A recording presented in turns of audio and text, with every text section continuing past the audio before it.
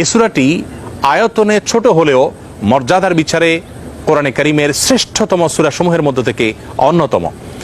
নবী করিম সাল্লাল্লাহু আলাইহি সাল্লাম এক হাদিসে বলেছেন, ইন্নাহা লাতাআদিলু সুলসাল কোরআন, নিশ্চয়ই সূরা ইখলাস এটি মর্যাদার বিচারে এবং সওয়াবের দিক থেকে কোরআন কারীমের 1/3 বা 1/3 সমতুল্য। বুখারীর এক বর্ণনা থেকে বোঝা যায় নবী সাল্লাল্লাহু আলাইহি সাল্লাম সূরা ইখলাস একবার পাঠ করলে কোরআন কারীমের 1/3 তেলাওয়াত করার সমান সওয়াব পাওয়া যাবে, সেটি বলেছেন। এর উপর ভিত্তি করে অনেক উলামা ইকরাম বলেছেন, 3 বার যদি কেউ কুল হুয়াল্লাহ সূরা বা সূরা ইখলাস পাঠ করে তাহলে আল্লাহ রাব্বুল আলামিন তাকে গোটা কোরআন একবার পড়ে শেষ করার সমান সওয়াব দান করবেন। অন্য আরেকটি হাদিসে বর্ণিত হয়েছে, এক ব্যক্তি সূরা ইখলাস পাঠ করেছেন, নবী সাল্লাল্লাহু আলাইহি ওয়াসাল্লাম সে শুনতে পেয়ে তিনি বলেছেন ওয়াজাবাত, অর্থাৎ তার জন্য ওয়াজিব হয়ে গেছে। সাহাবা ইকরাম জিজ্ঞাসা করেন, ইয়া রাসূলুল্লাহ কি ওয়াজিব হয়ে গেছে? তিনি বলেছেন তার জন্য জান্নাত ওয়াজিব হয়ে গেছে, জান্নাত আবশ্যক হয়ে গেছে। অন্য একটি বর্ণনায় তিনি বলেছেন, যদি কেউ 10 বার সূরা ইখলাস বা কুল হুয়াল্লাহ সূরা পাঠ করে আল্লাহ রাব্বুল আলামিন তার জন্য জান্নাতে একটি প্রাসাদ নির্মাণ করবেন।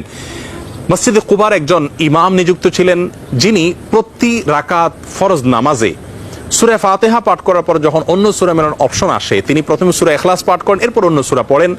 সাহাবা ইকরাম এবং সেই মসজিদের মুসল্লিরা নবী সাল্লাল্লাহু আলাইহি ওয়াসাল্লামের বিষয়টি উত্থাপন করলেন এবং তারা জানতে চাইলেন কেন তিনি এমনটি করেন। সূরা ইখলাস এটি তো প্রত্যেক রাকাতে পড়াটা বাধ্যতামূলক নয়, সূরা ফাতিহার পর তিনি নিয়মিত এটি কেন করেন?